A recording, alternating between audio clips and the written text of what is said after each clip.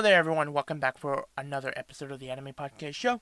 As of another anniversary video, as of today, it's August 31st, one of the greatest series of all time.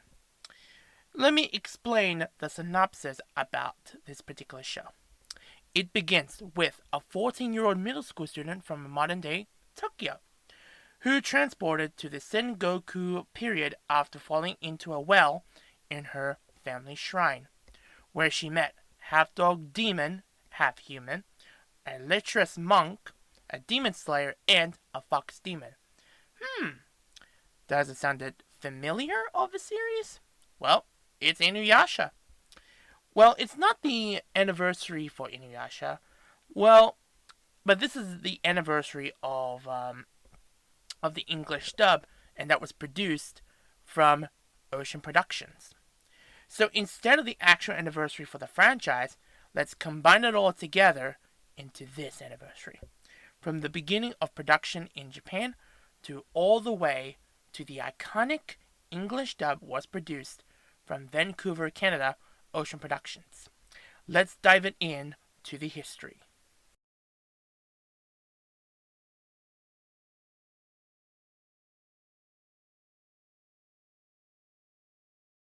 Well, where should we start talking about this? Well, we have to start talking about the manga's development. So, it goes like this. The creator of Inuyasha, named Rumiko Takahashi, she wrote and illustrated after finishing Ranma Half. As in the past, she done a lot of comedy series, so Takahashi challenged herself to take her vision for a next story. To take this time is to create a brand new story. It's a very darker storyline. That's what she wanted. And she wants to take that challenge.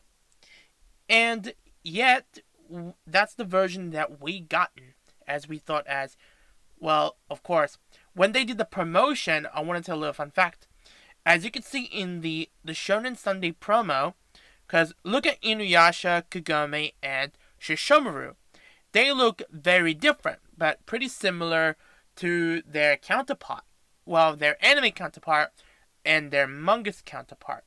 But Kagome looks a bit same. But Inuyasha and Shishomaru...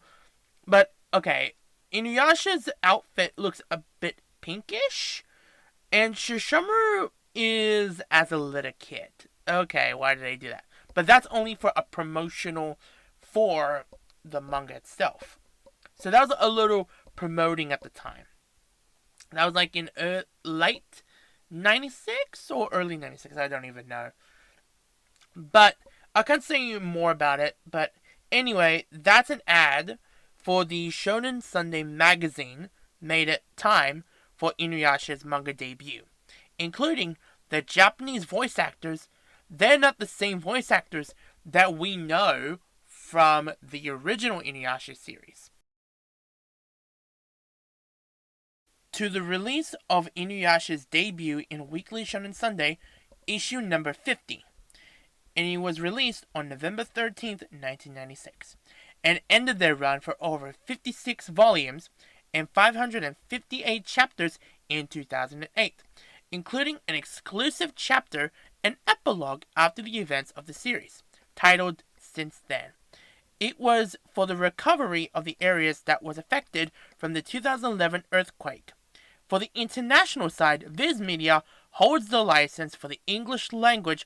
Speaking about Viz Media, let's talk about the anime.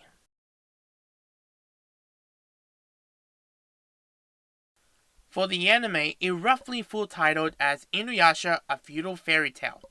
The first adaptation produced by Sunrise, the same studio who produced for Gundam, Cowboy Bebop, Crush Gear Turbo, and the list goes from there.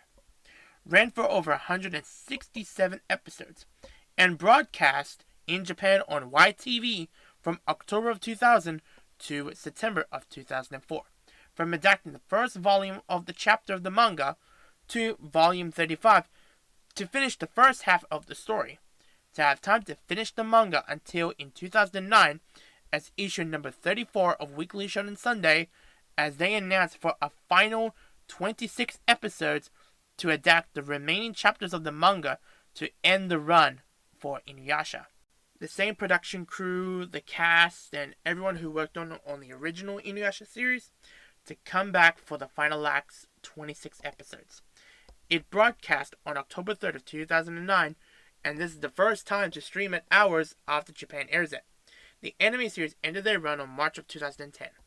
It was the end of the characters we all knew from the very beginning of the story, but as their story has came to an end, is the brand new beginning. I'll talk about that later in the video. But now let's talk about getting to the translation to the English to dub it locally.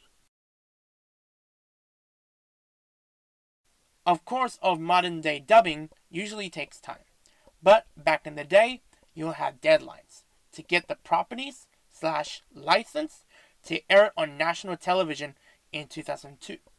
Viz Media got the license to dub it, so at the time there was not much dubbing studios in the States, but a lot of dubbing goes through all the way to Canadian dubbing studios. Well, I have to say, Ocean Productions. Since the introduction was announced in early of 2002, Cartoon Network are gonna expand their airing schedule for Toonami. At the time, with Inuyasha were coming on the air, it would originally gonna show Trigun, Zoids, Evangelion, and much more. However, Cartoon Network and Toonami executives, all of their decisions they have made is that they cannot show these shows. Like, okay, look at Trigun. Trigun got a lot of gun violence. Evangelion had a lot of religious references. And Inuyasha, for the early episodes, had a lot of sexual references. So, but they'd want to take these shows a risk. To air it means, so they will edit a key few scenes, but then at the time, they couldn't do it. They can't even take that risk to that step. As they made a final decision, Adult Swim was booming at the time. After it's launched their hit shows such as Cowboy Bebop, Gundam, and Yu Yu Hakusho, they wanted more, get ahead of a shonen series like Dragon Ball Z. But as the time goes by, when it was the official premiere for the dub on August 31st of 2002 at 11 p.m., the ranks of Inuyasha, the fans thought is going to be a disaster and a disappointing dub. But no, it didn't. It wasn't a disappointing English dub. It delivered incredibly well, as it was due to their popularity were about to boom. Well, I mean, the beginning of Adult Swim at the time. It has been taking off the air a few times, here and there, during their original run, to make room for more programs. It's always retained of their viewerships to all the way to October of 2006, end of their run, and then since then, from 2006 to 2014, showing reruns. During Inuyasha's reruns era, in 2010, the final act season were ready to get it dubbed, and it had begun. Most of the cast reprised their roles. However, a few original cast couldn't come back to reprise their roles, such as quitting acting, retirement, etc. As the fans were waiting for the final act to air it on television, but they have to release it on DVD and Blu-ray in mid-2012 and early 2013. Also like to mention about this is, in the same year, in 2012, as the revival of Toonami's return on Adult Swim. So, Adult Swim still held the license to the broadcast of Inuyasha, so as of that contract was still around since the license was held since 2002, of a 12-year gap, so they decided that they would broadcast Inuyasha on Adult Swim's Toonami on November 4th of 2012, that day as the end of daylight savings. As adding it an extra hour, Inuyasha then began airing on television around 2 a.m. to 3 a.m. as a surprising announcement for OG fans who watched Inuyasha back in the day from Adult Swim in 2002 to all the way ending their run in 2014 on Adult Swim's Toonami. And now, when Inuyasha is back on the air, they had began airing it back to back from the beginning of the show to, I don't know how long, but yeah, from 5 a.m. to 6 a.m. until on March 1st of 2014, when undoubtedly announced that Inuyasha had lost the broadcast rights to the series, leaving for about, well, we got the, or I can say it now, the last 40 episodes left to unair it on Toonami. To bring up the final act on Toonami on October 24th in the same year of 2014, it was announced that they will be airing the show in November 15th of 2014. And the fans had enjoyed it since the final act ended their English run on DVD and Blu-ray. That will be the only broadcast without any reruns after that.